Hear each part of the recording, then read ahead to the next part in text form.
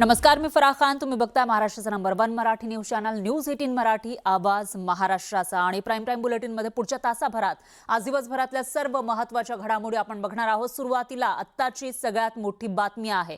विद्यार्थी आक्रमक झालेले आहेत आणि नीट पेपर फुटी विरोधामध्ये कारवाईची मागणी करतायत. अशामध्ये एनटीए मधील 47 अधिकारी बडतर्फ झाल्याची माहिती सूत्रांनी दिलेली आहे. या 47 अधिकाऱ्यांना बडतर्फ करण्यात आले असं सूत्रांनी सांगितलेलं आहे. नीट पेपर फुटी प्रकरणी एनटीएने ही मोठी कारवाई केली आहे. काही अधिकाऱ्यांवर कायदेशीर कारवाई होणार असल्याची माहिती सुद्धा समोर आली आहे. पेपर फुटीनंतर एनटीए मध्ये मोठे फेरबदल होणार असल्याचं सूत्रांनी सांगितलंय. महिनाभरात एनटीएची पुनर्रचना होणार असल्याचंही कळत आहे. पेपर फुटी रोखण्यासाठी पारदर्शक व्यवस्था बनवणार असल्याची माहितीही समोर आली आहे.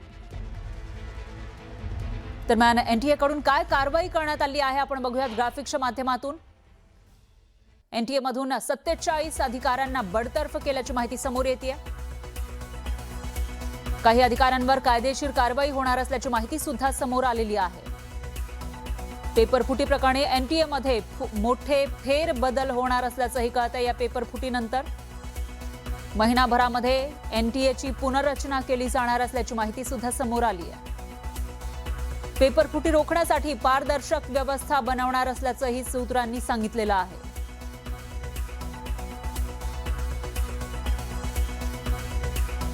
तर एनटीएच्याच काही प्रोफेसर्सनी जे पेपर सेट करत होते त्यांच्यापैकी काही जणांनी पेपर फोडल्याची माहिती समोर आलेली होती. आणि त्याचबरोबर काही क्लास चालक कशा पद्धतीनं या सगळ्यामध्ये इन्व्हॉल्व आहेत ती माहिती सुद्धा समोर आली होती. आणि आता एनटीए कडून ही मोठी कारवाई केली जाते. याविषयी अधिक माहितीसाठी आपले प्रतिनिधी प्रशांत लीला रामदास हे आपल्यासोबत जोडले गेले आहेत.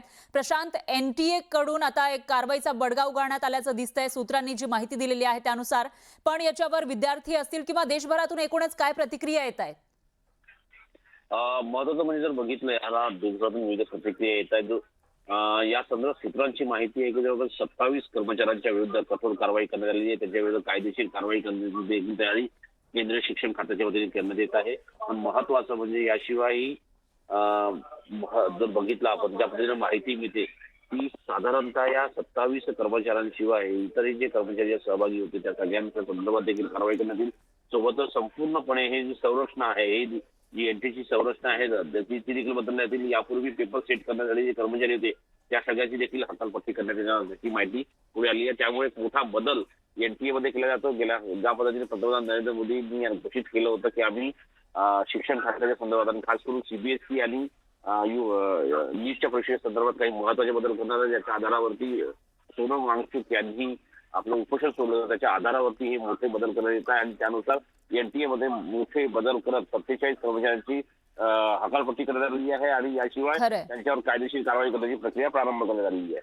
बरोबर आहे प्रशांत, धन्यवाद तुम्ही दिलेल्या या सविस्तर माहितीसाठी. आणि याशिवाय केंद्र सरकारकडून आणखी काही पावलं उचलली जात आहेत. पेपर फुटी रोखण्यासाठी केंद्र सरकारकडून महत्त्वाचं पाऊल उचलण्यात आलंय. केंद्र सरकार संसदेमध्ये सुधारित विधेयक सादर करणार आहे. या विधेयकाला केंद्रीय मंत्रिमंडळाच्या बैठकीत मंजुरी मिळाली आहे. सूत्रांच्या माहितीनुसार या विधेयकामध्ये आरोपींना 10 वर्षांपर्यंत तुरुंगवास, जे पेपर फोडण्यामध्ये इन्व्हॉल्व असतील अशा आरोपींना 10 वर्षांपर्यंत कारावास आणि 10 कोटींपर्यंत दंड तसंच फास्ट ट्रॅक कोर्टाकडून 3 महिन्यात निकाल देण्याची तरतूद करण्यात आली आहे. सुधारित विधेयक सोमवारी संसदेमध्ये मांडलं जाणार असल्याची ही माहिती आहे. आणि पेपर फुटी संदर्भातल्या या विधेयकामध्ये नेमक्या कोणत्या महत्त्वाच्या मुद्द्यांचा समावेश असण्याची शक्यता आहे आपण बघूयात ग्राफिक्सच्या माध्यमातून. यामध्ये पेपर फुटी माफियांवर कठोर कारवाईची तरतूद असल्याची माहिती मिळते. सूत्रांनी ही माहिती दिलेली आहे आणि मंत्रिमंडळामध्ये हे विधेयक मंजूर झाल्याचंही कळत आहे. फास्ट ट्रॅक कोर्टामध्ये हा खटला चालवला जाईल. एखादा पेपर लीक झाला तर फास्ट ट्रॅक कोर्टात त्याविषयीचा खटला चालवला जाईल. फास्ट ट्रॅक कोर्ट 3 महिन्यांच्या आतमध्ये निकाल देईल अशी ही माहिती आहे. आणि 10 वर्षांपर्यंत तुरुंगवास, जे आरोपी ज्यांच्यावर आरोप सिद्ध होईल त्यांना 10 वर्षांपर्यंत तुरुंगवास आणि 10 कोटींपर्यंत दंड अशी शिक्षा ठोठावली जाण्याची तरतूद यामध्ये असल्याचं कळत आहे. सोमवार को बिल तो हम लोग तो तैयारी कर रहे हैं, लेकिन अभी हमारे जो कैबिनेट का निर्णय का ब्रीफिंग जब आपको मिलेंगे उसके बाद हम अपना टाइमिंग वगैरह हम बताएंगे. हम तो प्रधानमंत्री जी ने कहा है कि छात्रों को लेकर के जो हम बिल ला रहे हैं तो उसमें कोई विलम्ब नहीं होना चाहिए. और देश भी ये चाहते हैं जो प्रधानमंत्री जी ने कहा है, इसलिए इस पे कोई रुकावट पैदा करने के लिए कोई हथकंडे अपनाना ठीक नहीं होगा। देशाच्या प्रधानमंत्र्यांनी एक पाऊल पुढे टाकून या ठिकाणी या ठिकाणी पेपर फुटीच्या आणि पेपर लीकच्या विरोधात अतिशय कडक कायदा, त्यासोबत special courts, fast track courts आणि अपराध्यांना त्या ठिकाणी झडप बसवण्याकरता तात्काळ शिक्षा, हे जे काही विधेयक आणलेलं आहे, मला निश्चित विश्वास आहे की देशामध्ये आमची जी तरुणाई आहे त्या तरुणाईला याच्यामुळे समाधान होईल. दरम्यान विद्यार्थी केंद्रीय शिक्षण मंत्र्यांच्या राजीनाम्याची मागणी करत असतानाच पंतप्रधान मोदींनी गुरुवारी मध्यरात्री 12 वाजता विद्यार्थ्यांसाठी एक व्हिडिओ संदेश जारी केला. काय म्हणाले होते मोदी यामध्ये पाहूयात. मैंने आज फास्ट ट्रैक कोर्ट के लिए विभागों को निर्देश दिए थे. आज विभागों ने लगातार मेहनत करके देर रात मुझे मुसद्दा भी दे दिया. फास्ट ट्रैक कोर्ट और कठोर सजा के प्रावधान के साथ का ये मुसद्दा कल कैबिनेट में चर्चा होगी. कैबिनेट के साथियों के सुझाव के बाद उसका अंतिम रूप दिया जाएगा और सोमवार से संसद का दूसरा सप्ताह शुरू हो रहा है. तब जल्द से जल्द उस बिल को सदन में पारित कराने का प्रयास किया जाएगा.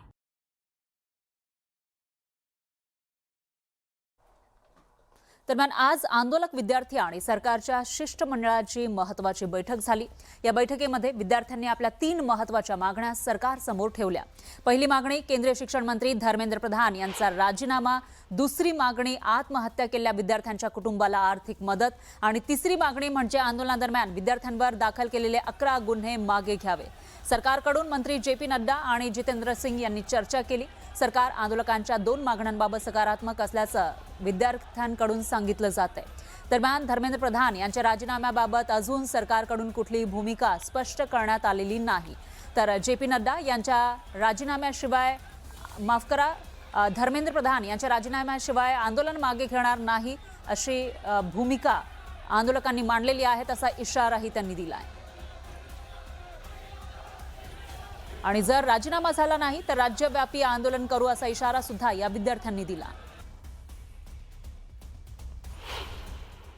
इस्तीफा ले लीजिए सर, धर्मेंद्र प्रधान का इस्तीफा ले लीजिए. अगर आप धर्मेंद्र प्रधान का इस्तीफा नहीं लेंगे तो ये जो देश भर में युवा सड़कों पर उतरे हैं ना, वो आपका इस्तीफा मांगना शुरू कर देंगे. फिर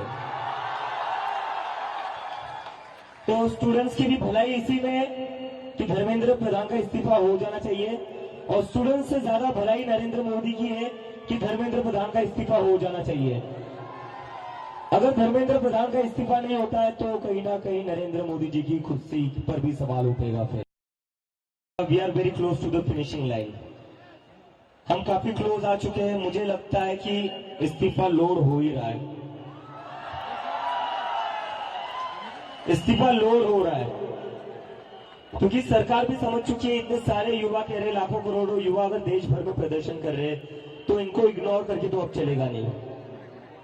क्योंकि अगर एक युवा के ऊपर लाठी पड़ती है तो उसके घर में 4 वोट है जो गिरेंगे नहीं सरकार को. और ये सरकार वोट की बात समझती है. तो किसी एक स्टूडेंट पर लाठी पड़ेगी तो उसके घर के 4 वोट कम हो जाएंगे. तो ये बात समझ लो कि या तो धर्मेंद्र प्रधान इस्तीफा दे या तो उनको मंत्रिमंडल से बर्खास्त करें सरकार. Non negotiable. नंबर 2, 1 करोड़ का मुआवजा सारे फैमिलीज के लिए जिनके बच्चे इस नीट के ब्रोकन करप्ट एजुकेशन सिस्टम के वजह से आत्महत्या करके मर गए. 1 करोड़ का मुआवजा. नंबर 3, जितने हमारे भाई बहन यहां पे पीसफुल तरीके से प्रोटेस्ट कर रहे थे एंड जिन्होंने ब्रुटैलिटी सहा पुलिस के वजह से, एंड उनके ऊपर FIR दर्ज हुआ, वो सारे FIRs विड्रॉ किए जाए।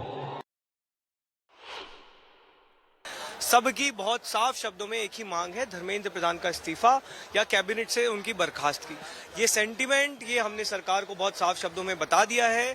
हमने कहा है कि इसके नीचे कुछ भी मंजूर नहीं होगा। सरकार ने बोला है कि इस बारे में प्रधानमंत्री को अवगत कराया जाएगा और जल्दी इस बारे में एक डिसीजन लिया जाएगा।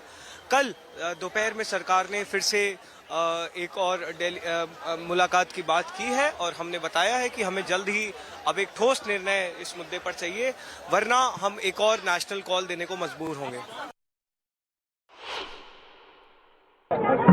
उनकी मुख्यतः 3 डिमांड थी और 5 सुधार के दृष्टि से परीक्षा के सुझाव में हमने उनको कहा है कि हम कल फिर आपके साथ दोपहर बाद मिलेंगे और फिर हम अपने जो चर्चा वो आपको बताएंगे।